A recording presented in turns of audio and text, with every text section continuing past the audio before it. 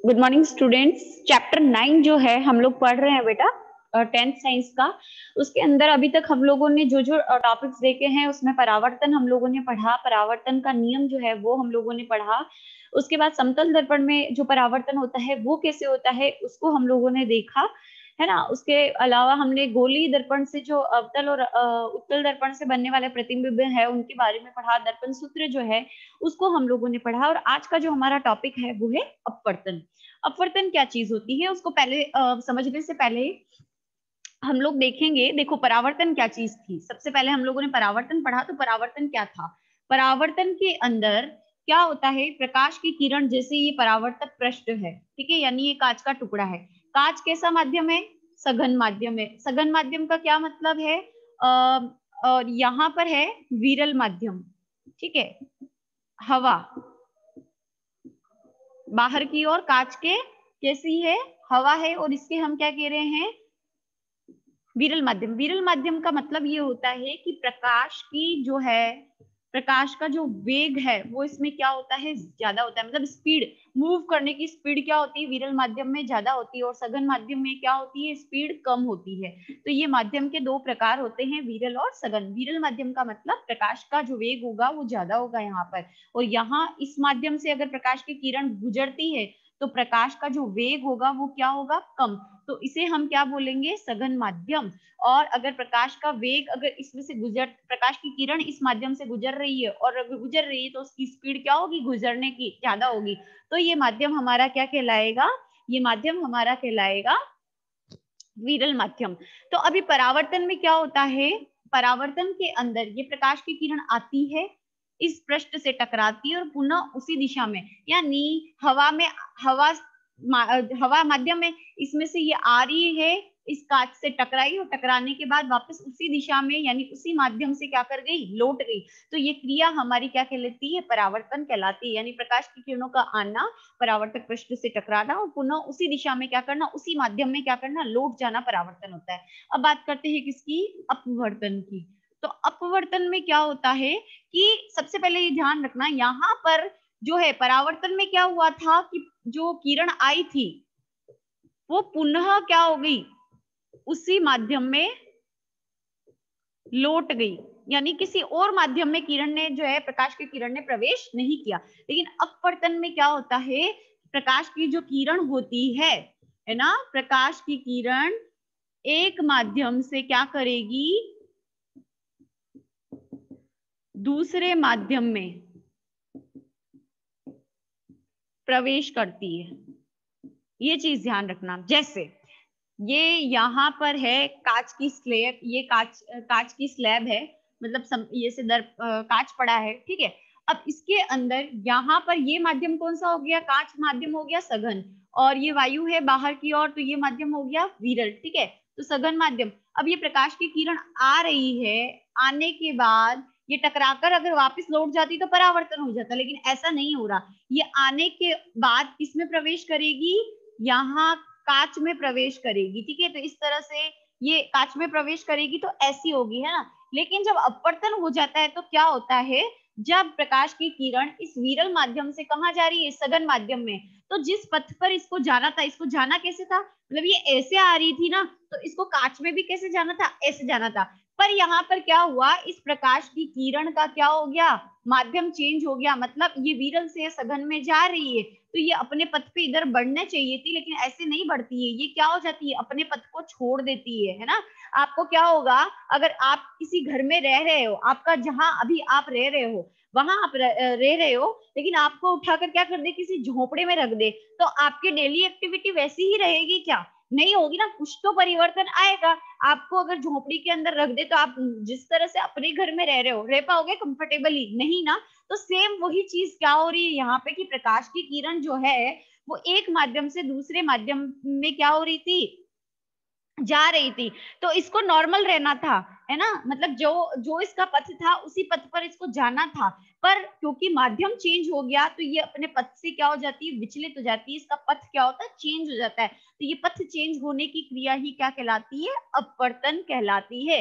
तो डेफिनेशन क्या होती है कि जब प्रकाश की किरण एक माध्यम से दूसरे माध्यम में प्रवेश करती है तो वो अपने पथ से क्या हो जाती है, विचलित हो जाती है। कहाँ से होती है, जिस पृष्ठ पर, यानी उस पृष्ठ से विचलित हो रही है। मतलब देखो दिशा कहाँ से चेंज हो रही है, ये पृष्ठ जो है वो क्या कर रहा है, इस माध्यम फर्स्ट को और इस माध्यम सेकंड को क्या कर रहा है, डिफरेंशिएट कर रहा है। मतलब हमको पता चल रहा है कि ये जो दो माध्यम है, यहाँ से इनकी सीमा है, यहाँ से और यहाँ से, है ना, इस लाइन से, तो ये हमारा क्या होता है, पृष्ठ।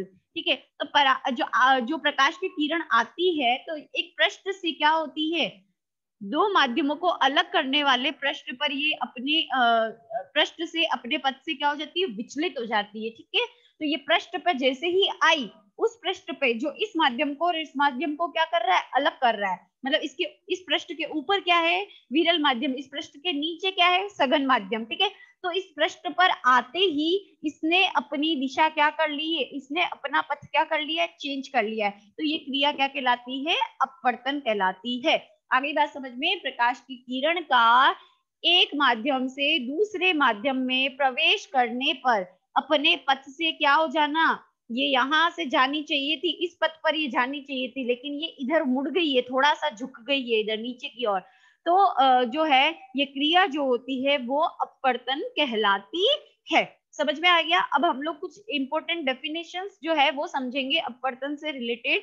कौन कौन सी इंपॉर्टेंट डेफिनेशंस जो है या कौन कौन सी टर्मिनोलॉजी जो है वो आती है अपवर्तन से रिलेटेड। तो देखो बेटा क्या है, कौन कौन सी टर्मिनोलॉजी है अपवर्तन से रिलेटेड।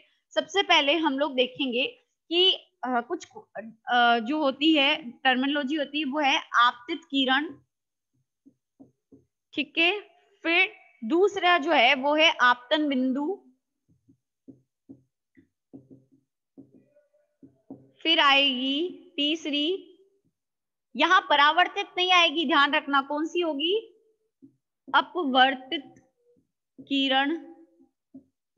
ठीक है, चौथा है अभिलंब,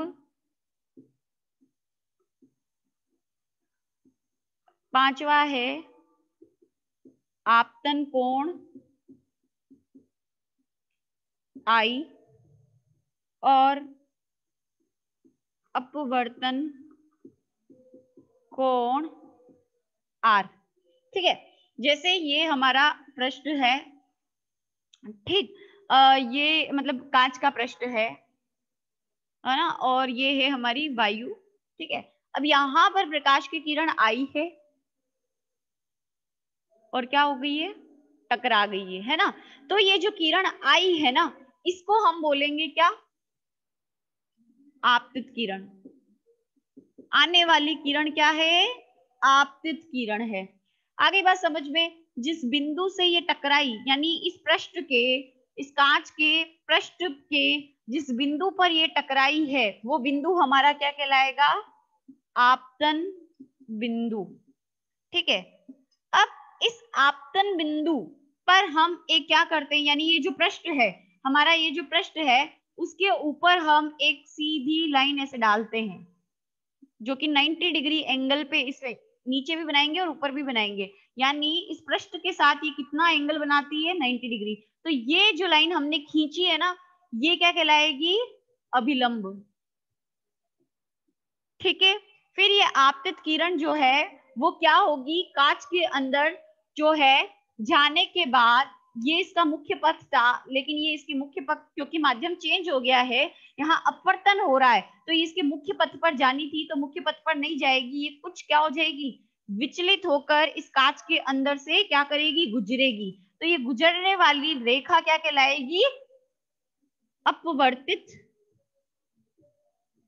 किरण। क्या कहलाएगी, अपवर्तित किरण। समझ आ रहा है, मतलब ये किरण जो है जानी ऐसी थी, है ना, इसका रास्ता ये आ ऐसे रही थी, तो ये जानी ऐसी थी, लेकिन ये कुछ क्या हो जाती है, अपने पथ से विचलित हो जाती, तो इस क्रिया को ही तो हम अपवर्तन कह रहे हैं।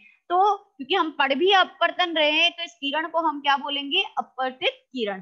फिर आता है बात, अभिलंब समझा दिया, आपतन कोण क्या होता है। तो ये आपतित किरण और अभिलंब के बीच ये जो कोण होता है, जिसको हम आई या फिर हम क्या कहेंगे, आपतन कोण कहेंगे। ठीक है, फिर ये अभिलंब इधर कांच के अंदर भी है, तो अभिलंब और अपवर्तित किरण के बीच में ये जो कोण होता है इसको हम क्या बोलते हैं, अपवर्तित कोण। रिप्रेजेंट करेंगे किससे, आर से। समझ में आ गया। तो ये इस तरीके से इंपॉर्टेंट क्या है, डेफिनेशंस हैं हमारी, किससे रिलेटेड, अपवर्तन से रिलेटेड। समझ आ गया।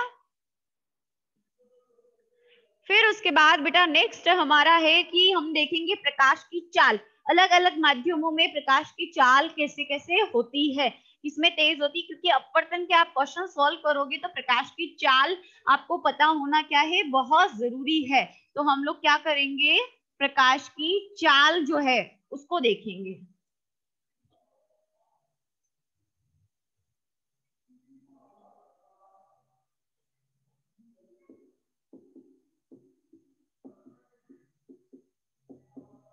प्रकाश की चाल, प्रकाश की चाल जो होती है वो अलग अलग माध्यमों में अलग अलग होती है। ठीक है, जैसे कि निर्वात, निर्वात मतलब खाली, खाली तो कोई चीज हो ही नहीं सकती। क्या, क्योंकि निर्वात में क्या भरी रहती है, वायु भरी रहती है ना। तो वायु क्या है, सब जगह पाई जाती है। तो निर्वात नामक जगह कोई नहीं होती, उसमें वायु होती है। तो हम ये लिख सकते हैं कि निर्वात या वायु के अंदर प्रकाश की चाल कितनी होती है। अगर आप बुक में देखो, यानी अगर प्रकाश की किरण वायु से होकर गुजरती है तो इसकी स्पीड कितनी होती है, तो इसकी स्पीड होती है 3 लाख किलोमीटर पर सेकंड, यानी पर सेकंड में कितना चल जाती है, 3 लाख किलोमीटर चढ़ जाती है। और अगर आपकी बुक में देखते हैं तो ये दिया हुआ है 3 इंटू 10⁸ ठीक है, मीटर पर सेकंड। मीटर पर सेकंड में अगर लिखते हो तो कितना आएगा, 10⁸ मीटर पर सेकंड। और अगर आप किलोमीटर पर सेकंड के अंदर देखते हो तो 3 लाख किलोमीटर पर सेकंड होगी। और ये सर्वाधिक होती है, मतलब सबसे फास्ट होती है। इसीलिए अंतरिक्ष से आने वाली जो किरणें होती है वो हमारे पृथ्वी पर कितने मिनट में पहुंच जाती है बेटा, 8 मिनट और कितने सेकंड होते हैं, कुछ सेकंड होते हैं, जैसे कि आई थिंक 2 सेकंड होते हैं। 8 मिनट और 2 सेकंड के अंदर प्रकाश की किरण, सूर्य की प्रकाश की किरण सूर्य से कितना दूर है, वो पृथ्वी के ऊपर पहुंच जाती है। इसीलिए पहुंच पाती है क्योंकि पृथ्वी और सूर्य के बीच में क्या है, निर्वात है, खाली जगह है। तो यहाँ से यहाँ आने में जो टाइम है वो बहुत कम लगता है। फिर उसके बाद हम लोग देखते हैं कि जो पानी के अंदर प्रकाश की चाल है, पानी के अंदर प्रकाश की चाल कितनी है, 2,25,000 किलोमीटर, 2,25,000 किलोमीटर। ठीक है। फिर उसके बाद पानी के बाद कांच के अंदर प्रकाश की चाल,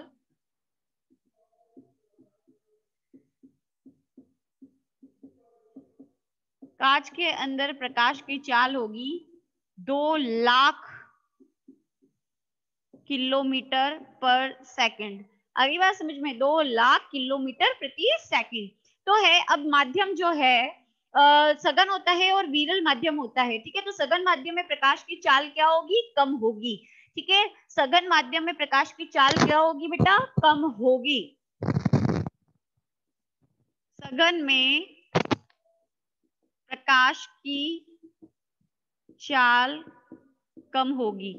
ठीक है, जैसे कि अगर मैं कंपैरिजन बताऊं, वायु है, ठीक है, और अगर हम लोग बात करते हैं किसकी, पानी की, तो इन दोनों में से सघन कौन हुआ, वायु में कितनी है प्रकाश की चाल, 3 लाख किलोमीटर पर सेकंड है, जबकि पानी में कितनी है, 2.5 लाख, 2,25,000, सॉरी 2,25,000 किलोमीटर पर सेकंड है।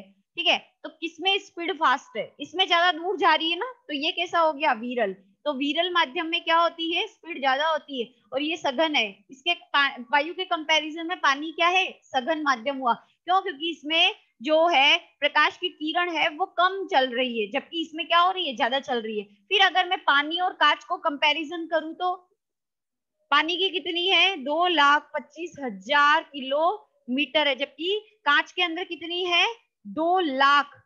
तो किसने कम दूरी, किसमें प्रकाश ने कम दूरी तय की, इसमें कांच में। तो कांच क्या हो गया, सघन माध्यम हो गया, किसके कंपैरिजन में, पानी में। तो पानी विरल ज्यादा हो गया और कांच जो है वो सघन हो गया यहाँ पर। तो ये अलग अलग सिचुएशंस हैं। तो अलग अलग माध्यमों में क्या होता है, जो है प्रकाश होता है उसकी किरणों की जो गति करने की जो स्पीड होती है वो भी क्या होती है, अलग अलग होती है। ठीक है, दो माध्यमों में जो है प्रकाश की किरण जो है वो अपनी गति कर रही है, तो उसकी चाल जो है, उसके जो उसमें जो परिवर्तन होता है उसके दो नियम है। इन नियम को हम लोग देखेंगे बेटा कि अगर एक माध्यम से दूसरे माध्यम में प्रकाश की किरण प्रवेश कर रही है तो कौन से नियम उसके ऊपर क्या होते हैं, लागू होते हैं। ठीक है, तो दो नियम होते हैं। सबसे पहले फर्स्ट नियम कि जब भी प्रकाश की किरण विरल से कहां प्रवेश करेगी, सघन माध्यम में, तो प्रकाश की किरण जो है, यानी प्रकाश की किरण कौन सी होगी, अपवर्तित किरण क्या होगी, अभिलंब की ओर झुक जाएगी।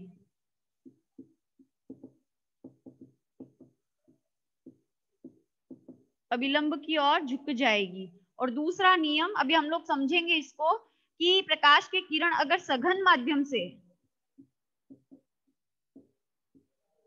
किधर प्रवेश कर रही है, विरल माध्यम में, तो प्रकाश की किरण जो है क्या होगी, अभिलंब से दूर होगी। इसको हम कांच के स्लैब के माध्यम से इस नियम को हम लोग, इन नियमों को हम लोग क्या करेंगे, समझेंगे। देखो क्या है, जैसे ये कांच की स्लैब है, ठीक है, यहाँ पे आपको नजर नहीं आ रहा है पूरा, यहाँ, हाँ ठीक है। तो ये कांच की स्लैब है सपोज, है ना। तो अब ये कांच की जो स्लैब है इसके ऊपर प्रकाश की क्या हो रही है, किरण आ रही है। मैं इसको मिटा देती हूँ, है ना। तो प्रकाश की ये किरण इस तरह से क्या हो रही है, आ रही है। तो ये आपतित किरण है। अब ये माध्यम कौन सा है बेटा, बाहर वाला वायु, तो ये विरल माध्यम है। ठीक है, अब कांच वाला, कांच का माध्यम कैसा हो गया, सघन, अभी हम लोगों ने देखा है। फिर ये बाहर आएगा तो वापस कैसा होगा, वायु आ गई तो ये विरल माध्यम हो गया। तो ये प्रकाश की किरण इस तरह से आई, ये मान लो मैं अभिलंब गिरा देती हूँ, ये एक अभिलंब है। ठीक है, तो अभिलंब मैंने यहाँ गिराया इसमें आपतन बिंदु पर। ठीक, अब ये प्रकाश की किरण जानी कैसे चाहिए थी, ऐसे आ रही है ना तिरछी, तो ये जानी चाहिए थी ऐसे। लेकिन जैसे ही इसका माध्यम चेंज होता है, मतलब ये वायु से किसमें, क्योंकि ये विरल माध्यम से सघन माध्यम में जा रही है, तो ये क्या करेगी, जब ये अंदर जाएगी ना तो ये ऐसे नहीं जाएगी, ये कैसे जाएगी, ऐसे।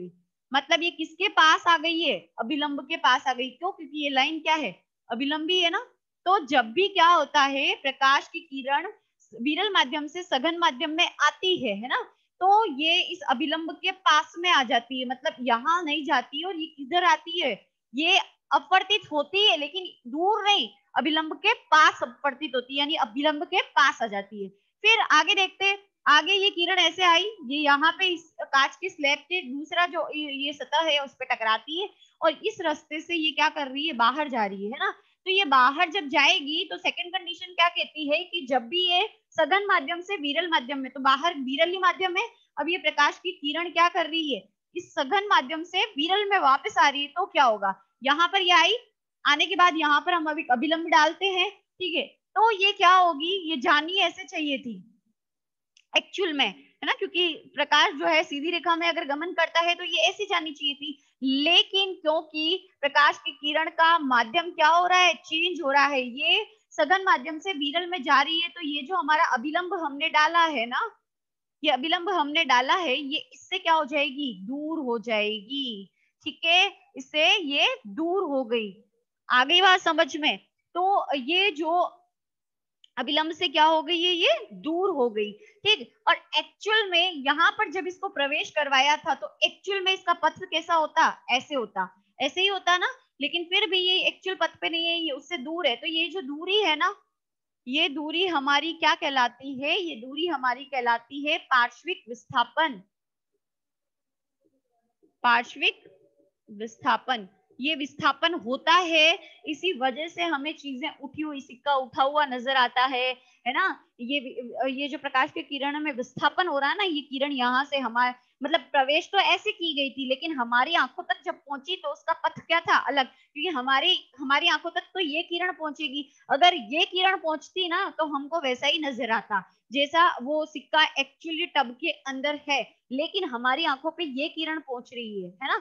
ठीक, तो ओरिजिनल जो पथ था, जो किरण टकराई थी पेंसिल से, वो तो ये थी, तो वो टकरा के आती तो उसका पथ यही होता, लेकिन टकराने के बाद माध्यम चेंज हो गए बीच में, और माध्यम चेंज होने के बाद ये अपवर्तित होकर ऐसी आई है हमारी आंखों में, तो एक्चुअली पथ से चेंज आई है, एक्चुअली पथ ये था। तो चेंज जो किरणें आती है वो हमारी आंखों तक पहुंचती, इसीलिए हमें सिक्का उठा हुआ दिखता है ना, पेंसिल मुड़ी हुई दिखती है, तो इसकी वजह से किसके पार्श्विक विस्थापन के कारण ऐसा होता है। समझ में आ गया?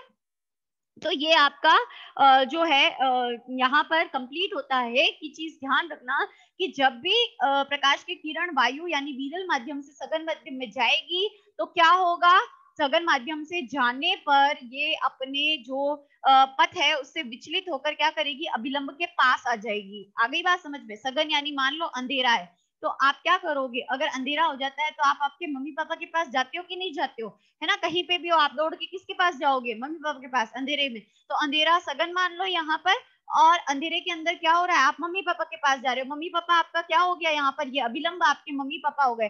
तो अभी ध्यान रखो कि जैसे हम अंधेरे यानी सघन में जाते हैं तो हम मम्मी पापा के पास जाते हैं, वैसे ही ये प्रकाश की किरण किसके पास जाती है, अभिलंब के पास जाती है। फिर अगर हम घर से बाहर जाते हैं तो मम्मी पापा से क्या करते हैं, दूर जा रहे हैं, है ना। खेलने जाते हो तो मम्मी पापा से दूर ही जा रहे हो ना। तो सेम ये भी क्या हो रही है, प्रकाश की किरण वापस इस घर यानी इस कांच से क्या हो रही है, बाहर जा रही है। तो ये क्या हो गई, अभिलंब से क्या हो गई, दूर हो गई। आप मम्मी पापा से दूर हो रहे हो, मम्मी पापा कौन है यहाँ पर, हमारा अभिलंब है। तो अभिलंब से आप जैसे घर के बाहर जाते ही दूर हो जाते हो, वैसे ही क्या होता है, ये प्रकाश की किरण जो अपवर्तित होती है वो भी क्या हो जाती है, दूर हो जाती है। ठीक है, उसके बाद हम लोग देखेंगे कि अपवर्तन के नियम कौन से हैं। अपवर्तन, परावर्तन के नियम पढ़े थे ना, वैसे ही अपवर्तन के नियम होते हैं बेटा। अपवर्तन का पहला नियम, अपवर्तन का पहला नियम क्या है, अपवर्तन का पहला नियम ये कहता है कि आपतित किरण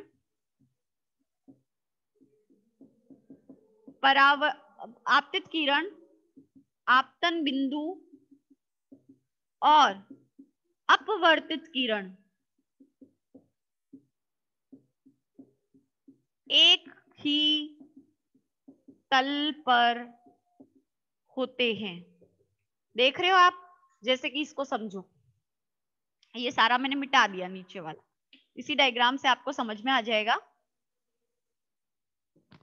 यहाँ पर देखो, ये इसका जाने वाला पथ था, ये इसकी अपवर्तित किरण, ये अभिलंब है, ये कौन सी किरण है, आपतित किरण। यानी मैं दूसरा बनाती हूं, तो देखो ये किरण, ये पृष्ठ हो गया हमारा, ठीक है। अब इस पे क्या हुई है, किरण आई है, तो आने वाली किरण क्या होती है, आपतित किरण। ये जिस बिंदु पे टकराती है वो क्या होता है, आपतन बिंदु, है ना। अब आपतन बिंदु, अब इसके ऊपर हम एक सीधी 90 लाइन डालते हैं, वो क्या होता है, अभिलंब। और ये किरण जो है वो इधर जानी थी, लेकिन ये अपवर्तित होकर इधर मुड़ गई है ना। तो ये हो गई हमारी अपवर्तित किरण। तो ये तीनों कहाँ मिल रहे हैं, अभिलंब बिंदु, आपतित किरण और ये अपवर्तित किरण, ये सबके सब एक ही पॉइंट पर स्थित है। तो यही नियम हमारा क्या कहला रहा है, पहला नियम कहला रहा है किसका, अपवर्तन का। दूसरा नियम अपवर्तन का कहलाता है स्नेल का नियम। स्नेल का नियम जो है वो क्या कहता है, स्नेल का नियम ये कहता है कि आपतन कोण आई की यानी साइन आई जो होता है जो है, और साइन आर का, यानी आपतन कोण की आपतन कोण कहाँ है, यहाँ पर ये आई, और ये है परावर्तन कोण। ठीक है, तो साइन आई जो है और साइन आर का अगर हम अनुपात लेते हैं तो वो नियतांक रहता है, मतलब इनकी वैल्यू क्या होती है, फिक्स रहती है। ये स्नेल का नियम है कि आपकी बुक में दिया हुआ है आपतन कोण की ज्या एवं अपवर्तन कोण आर की ज्या का अनुपात स्थिर रहता है। यानी अगर हम इसकी साइन यानी आपतन कोण का साइन निकालते हैं और जो है अपवर्तन कोण का जो है साइन वैल्यू रखते हैं, तो इनकी जो मान आएगी वो हमेशा स्थिर होती है, मतलब परिवर्तित नहीं होती है। तो यही हमारा क्या है, स्नेल का नियम है। ठीक है, स्नेल का नियम को अपवर्तनांक का नियम भी कहा जाता है। स्नेल के नियम को क्या कहा जाता है, अपवर्तनांक का नियम भी कहा जाता है। अब हम लोग नेक्स्ट जो टॉपिक लेने वाले हैं वो यही है बेटा कि अपवर्तनांक क्या होता है, अपवर्तनांक के प्रकार क्या होते हैं। तो अपवर्तनांक वो होता है जिसमें, यानी अपवर्तनांक जो है किसी माध्यम का वह गुण है जो जिससे हमें ये पता चलता है कि उस माध्यम से प्रकाश कितनी स्पीड से जा रहा है, कितने वेग से जा रहा है ना। तो नेक्स्ट वीडियो के अंदर हम लोग क्या करेंगे, इस टॉपिक को समझेंगे अच्छे से। अपवर्तनांक का मैं अलग से वीडियो बनाकर डाल रही हूँ क्योंकि उससे जो रिलेटेड न्यूमेरिकल्स है बेटा वो भी है तुम्हारे, तो मैं साथ में ही समझा दूंगी।